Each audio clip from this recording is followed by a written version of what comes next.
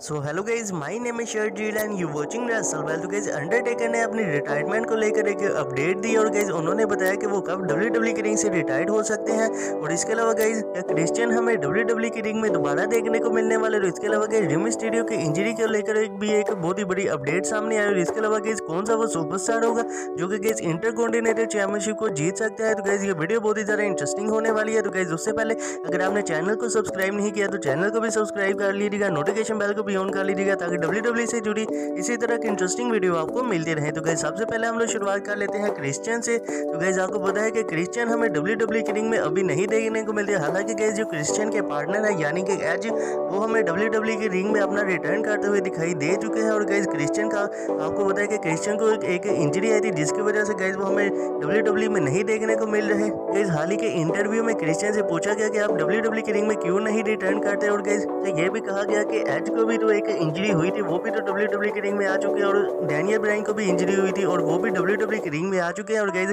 Christian ने इस वाली बात का आंसर देते हुए कहा कि जो डैनियल ब्रायन को इंजरी हुई थी वो उन्हें 30 की एज में हुई थी और डैनियल ब्रायन इस वजह से डब्ल्यूडब्ल्यू की रिंग में आसानी से रिटर्न कर चुके हैं। और जो मुझे इंजरी हुई थी वो मुझे 40 की ईयर में इंजरी हुई थी और मैं इस वजह से डब्ल्यूडब्ल्यू की रिंग में रिटर्न नहीं कर सकता। जो एजी ने डिसीजन लिया है डब्ल्यूडब्ल्यू की रिंग में दोबारा रिटर्न करने का वो बहुत ही ज़्यादा रिस्की है और मैं ऐसा रिस्क दोबारा नहीं उठाना चाहता और मैं डब्ल्यूडब्ल्यू की रिंग में अब नहीं आ सकता है। तो गाइज इसी बात से हमें साफ पता लगता है कि जो एजी के पार्टनर है यानी कि क्रिश्चियन वो हमें डब्ल्यूडब्ल्यू की रिंग में शायद ही अब कभी देखने को मिलेंगे इन रिंग परफॉर्म करते। तो गाइज इसी के साथ हम लोग बढ़ते हैं हमारी अगली स्टोरी की तरफ। तो गाइज ये जुड़ी है रे मिस्टीरियो से। तो गाइज आपको पता भी है कि हमें मंडे नाइट रॉ में रे मिस्टीरियो बहुत ही बुरे तरीके से इंजर्ड होते दिखाई दिए थे, जहां पर गाइज सेथ रॉलिंस ने उनकी जो आंख है उन्हें स्टील स्टेप के ऊपर फोड़ दिया था।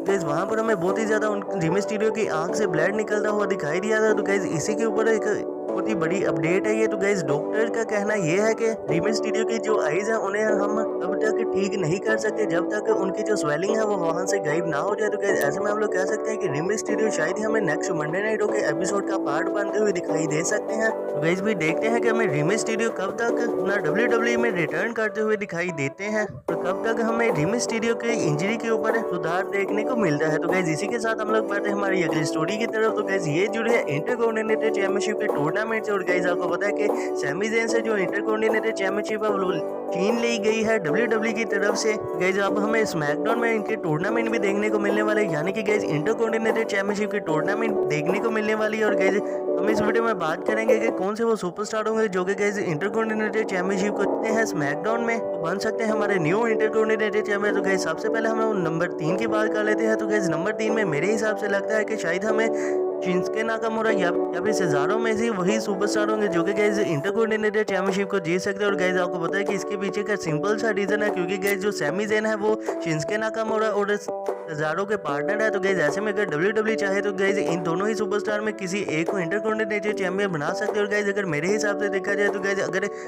डब्ल्यूडब्ल्यू इन दोनों ही सुपरस्टार में डिसीजन लेती है तो गाइज वो सेजारो को बनाएंगे क्योंकि गाइज आपको पता है कि सेजारो बहुत ही ज्यादा डिजर्विंग सुपरस्टार है क्योंकि गाइज डब्ल्यूडब्ल्यू उनके साथ इतना खास तो कुछ कर नहीं रही। गाइज ऐसे में डब्ल्यूडब्ल्यू सेजारो को इंटरकॉन्टिनेंटल चैंपियन बनाकर बहुत ही बढ़िया काम कर सकते हैं। तो गाइज नंबर 2 में हम लोग रखते हैं तो गाइज वो है जेफ हार्डी। तो गाइज आपको पता भी है कि जेफ हार्डी ने अभी डब्ल्यूडब्ल्यू की रिंग में रिटर्न किया है। तो गाइज अगर डब्ल्यूडब्ल्यू जेफ हार्डी को इंटरकॉन्टिनेंटल चैंपियन बना देती है तो गाइज उनकी डेफिनेटली इंटरकॉन्टिनेंटल चैंपियनशिप की डिमांड है वो बहुत ही ज्यादा बढ़ जाएगी और गाइज डब्ल्यूडब्ल्यू को भी उनकी रेटिंग में काफी ज्यादा फायदा हो गया। और गाइज इंटरकॉन्टिनेंटल चैंपियनशिप की फ्यूड देखने के लिए फैन बहुत ही ज्यादा एक्साइटमेंट हो जाएंगे। तो गाइज नंबर 1 की हम लोग बात कर लेते हैं जो कि गाइज बहुत ही ज्यादा डिजर्विंग सुपरस्टार है इंटरकॉन्टिनेंटल चैंपियन बनने के लिए। तो गाइज वो कोई और सुपरस्टार नहीं बल्कि द कल्टिक वॉरियर शेमस है। तो गाइज आपको पता ही है कि शेमस इंटरकॉन्टिनेंटल चैंपियनशिप के लिए पीछे कितना ज्यादा भाग रहे हैं। और गाइज आपको ये भी पता है कि शेमस इंटरकॉन्टिनेंटल चैंपियन बन गए तो वो न्यू ग्रैंड स्लैम चैंपियन बन जाएंगे क्योंकि गाइज शेमस ने डब्ल्यूडब्ल्यू के ऑलमोस्ट सारे ही जो टाइटल है वो जीत चुके हैं। गाइज ऐसे में अगर डब्ल्यूडब्ल्यू चाहे तो गाइज शेमस को बना सकते हैं वो इंटरकॉन्टिनेंटल चैंपियन। और गाइज शेमस बहुत ही कमाल का जो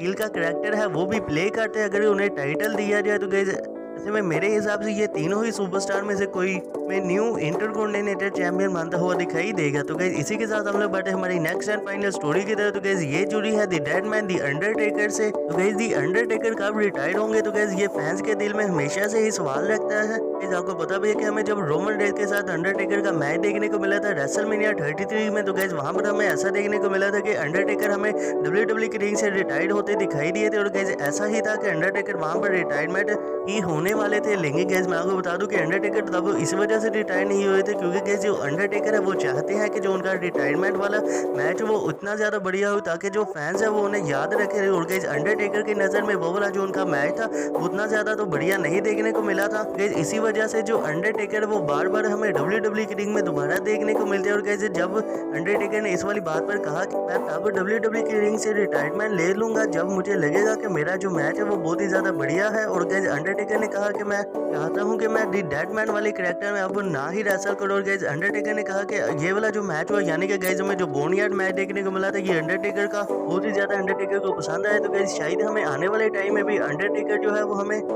और मैच अमेरिकन बैडेस्ट वाले कैरेक्टर में ही देखने को मिले। और गाइस अभी शायद हमें अंडरटेकर डब्ल्यूडब्ल्यूई की रिंग से रिटायरमेंट भी लेते हुए दिखाई दे सकते हैं। तो गाइस इसी के साथ अगर आपको वीडियो अच्छी लगी हो तो वीडियो को कर दीजिएगा लाइक और चैनल को भी कर लीजिएगा सब्सक्राइब, नोटिफिकेशन बेल को भी कर लीजिएगा ऑन ताकि डब्ल्यूडब्ल्यूई से जुड़ी इसी तरह की इंटरेस्टिंग वीडियो आपको मिलती रहे। तो मिलते हैं फिर